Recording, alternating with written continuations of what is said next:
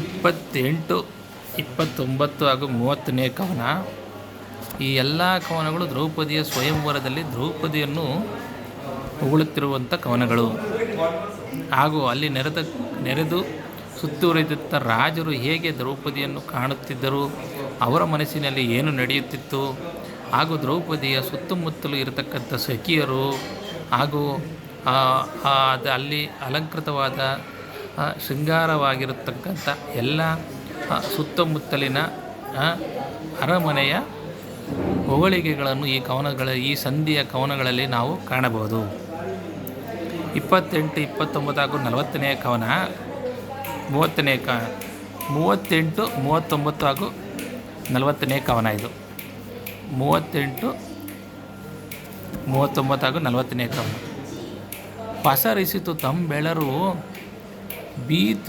ಬೀತುದು ಬಿಸಿಲ ಅಂಬಿಕಾ ಸರೋಜಾ ಸಂತತಿ ಮುಸುಳಿದವು ಮದವೇರಿ ಮೆರೆದವು ತಾರಕಾನಿಕರ ಒಸರಿದವು ಶಶಿಕಾಂತ ನೈದಿಲೆ ಹಸರ ಹರಿದುದು ಚಕ್ರವಾಕದ ಬೆಸುಗೆ ಸಡಲಿತು ಚಾರಾಚಂದ್ರನೆಯ ಬರವಿನಲಿ.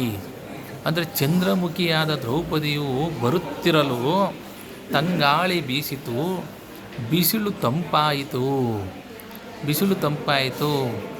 ಅಂದರೆ ಬೀತಿದು ಬಿಸಿಲ ಅಂಬಿಕೆ ಅಂದರೆ ಬಿಸಿಲು ತಂಪಾಯಿತು, ತಾವರೆಗಳು ಮುಚ್ಚಿಕೊಂಡವು ಅಂದರೆ ಸರೋಜಾ ಸಂತತಿ ಮುಸುಳಿದವು ಅಂದರೆ ತಾರೆಗಳು ಮುಚ್ಚಿಕೊಂಡವು, ನಕ್ಷತ್ರಗಳು ಕಾಣಿಸಿಕೊಂಡವು. ನೈದಿಲೆಯು ಅರಳಿತು, ಚಕ್ರವಾಕ ಪಕ್ಷಗಳು ಆಲಿಂಗನ ಸಡಿಲಿತು. 39ನೇ ಕವನ.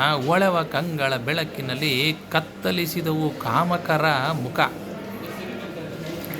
ತನು ಒಳೆಯ ಕಾಂತಿಯ ತಂಪಿನಲ್ಲಿ ಬಾಡಿದವು ಬುದ್ಧಿಗಳು, ಲಲಿತ